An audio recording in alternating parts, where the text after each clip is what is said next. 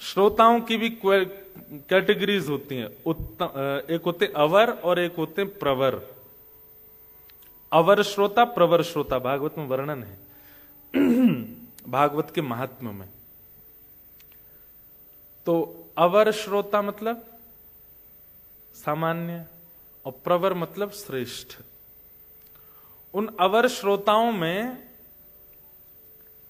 वो 5 प्रकार के बताए, मुझे स्पष्ट याद नहीं पर 1-2 याद हैं। जैसे एक श्रोता उसमें से बताया गया जो कथा के प्रारंभ होने के बाद आता है। व्यास मंच पर व्यास जी आके बैठ गए, उसके बाद आ रहे हैं। कैसे आ रहे हैं? बोले कूदते फांदते, सारी जनता को लांघते, वो सबसे आगे आके बैठ गए। उनको अवर श्रोता कहा जाता है। मतलब ज्यादा अच्छे श्रोता नहीं है व्यास से पहले। देख, आप लोगों के लिए ये सब बातें नहीं है, क्योंकि यहां सब लोग काम से 5 बजे निवृत्त होते हैं। फिर सबको जैसे हमको आके यादव प्रभु जी बोले महाराज जी आधा घंटा बाद शुरू कर। मैंने नहीं, आने दो। कहीं ना कहीं जो अब आ रहे हैं उनको कहीं हो तो लगेगा अरे यार ये हमसे पहले आ गए, कल और जल्दी करेंगे आने में। 3 दिन की तो बात है। और फिर हमको समय 8 बजे फिर ये लगने लगता है यार हो गई कथा, तो हमको थोड़ा बोलने में न्याय तो मिले व्यास मंच को कि कुछ कहा है। अवर श्रोताओं में दूसरे श्रोता बताए कौन से? श्रोता। वो खंड खंड खंड करते रहते हैं कथा का। ये वाली कथा हमने उन व्यास जी से भी सुनी थी, उन्होंने तो ऐसी सुनाई थी, ये ऐसी सुना रहे हैं। वो वाले व्यास जी जो आए थे वो ज्यादा बढ़िया थे, वो ऐसे बोलते थे, ये ऐसे बोलते हैं। वो पूरी कथा में केवल नोक झोंकी करते रहते हैं। वो वाली कम्युनिटी के लोग कराते हैं, वो प्रसाद बहुत बढ़िया बनवाते हैं, वहां उसमें सुनने जाएंगे, इसमें नहीं। वो केवल ऐसे ही पूरी कथा का नापतोल करते रहते हैं, कथा सुनते नहीं है।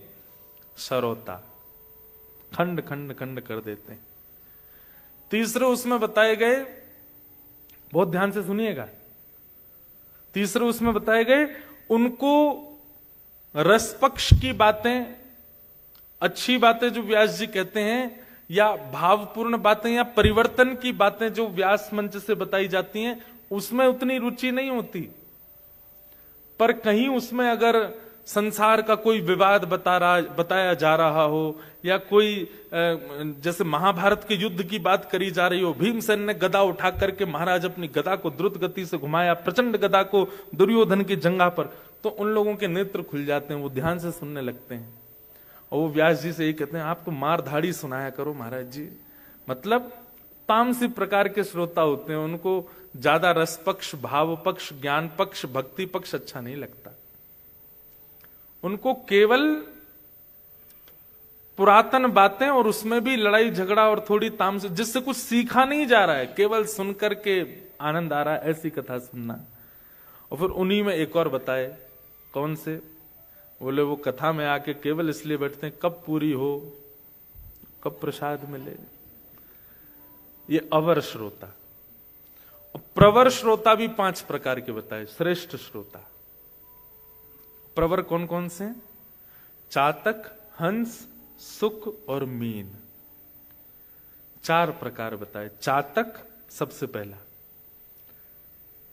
चातक पक्षी होता है एक, हमारे भारत में यहां पे होता होगा, भारत में हिमालय पर होता है चातक। जैसे गोवर्धनवासी सांवरे पद है ना, उसमें एक पंक्ति भी आती है, यह रट लागी लाढ़ले जैसे चातक मोर। चातक,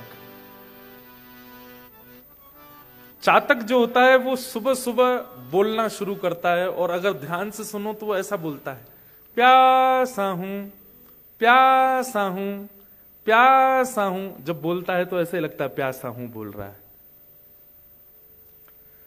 तो हमारे श्री डोंगरे जी महाराज कहते थे चातक पक्षी के विषय में कि जब वो प्यासा हूं चिल्लाता है तो सारे पशु पक्षी उसको कहते हैं, तू सुबह सुबह चिल्लाना शुरू करता है, नदियां हैं ना, पोखर तालाब है, क्यों नहीं पीता पानी, क्यों रोता रहता है प्यासा हूं?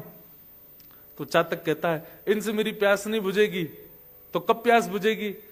बोले काले काले मेघ जब आएंगे और गरज करके जब बरसेंगे तो प्रथम वर्षा की बूंद जब गिर रही होगी उसको मैं अपनी चोंच में लूंगा, तब मेरी प्यास बुझेगी। मतलब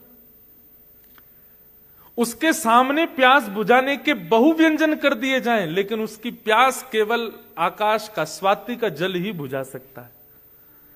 तो श्रोता का लक्षण कैसा?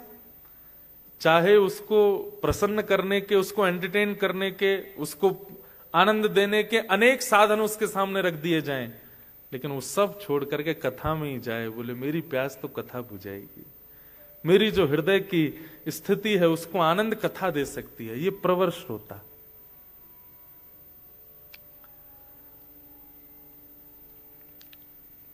कई बार भारत में कथा होती है ना, तो समय दिया जाता है लोगों को कि इस समय पे कथा करेंगे, तो लोग कहते हैं महाराज जी उस समय पे मत आइए। मैंने कहा क्यों? उस समय पे हमारे सिटी में कोई हॉलीवुड सिंगर, कोई बॉलीवुड सिंगर आ रहा है, कोई ऐसे। वो बोले महाराज जी पूरी जनता वहां जाएगी। अरे मैंने कि जान दो, कथा में प्रवर श्रोता आएंगे, जिनको कथा से ही है जीवन, वो आएंगे। तो प्रवर श्रोता का प्रथम लक्षण चातक। प्रवर श्रोता का दूसरा लक्षण क्या है? हंस। हंस का स्वरूप होता है कि वो दूध और पानी को अलग अलग कर देता है। दूध पी जाएगा, पानी छोड़ देगा, अगर दूध और पानी मिले हुए हों तो। दुनिया की कोई ताकत दूध को पानी से अलग नहीं कर सकती अगर दोनों मिल जाएं। लेकिन हंस का ये स्वरूप है कि वो चोंच डालेगा और दूध पी जाएगा, पानी छोड़ देगा। श्रोता कैसा हो कि वक्ता अपनी कथा में जल भी प्रवाहित कर रहा है, दूध भी प्रवाहित कर रहा है। तो श्रोता को केवल दुग्ध ग्रहण करना है जो उसके योग्य है। चातक, हंस, और तीसरा आता मीन, मछली।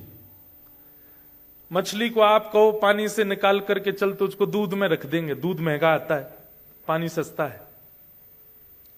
मछली से आप निवेदन करो चलो जल से निकल जाओ बाहर, गन्ने के रस में रहना शुरू करो, वो ज्यादा महंगा है, मछली मर जाएगी, लेकिन पानी नहीं छोड़ सकती। कोई भगवत चर्चा से भी अधिक कितना भी रसपक्ष आपके सन्मुख प्रस्तुत कर दे, पर आप भगवत चर्चा का त्याग ना करो। ये मीन, चातक, हंस, मीन और सुक। सुक यानी कि तोता। बोलो तोता राम राम, तोता बोलता है राम राम। ठीक वैसे ही श्रोता जो सुनकर के आए वो ऐसे याद हो गया कि अब घर जाकर के किसी ने पूछा कथा में गए तो बोले हाँ क्या सुना, तुरंत बता दिया, ये सुना ये सुना ये सुना, ऐसा बताया, ये बताया, वो बताया।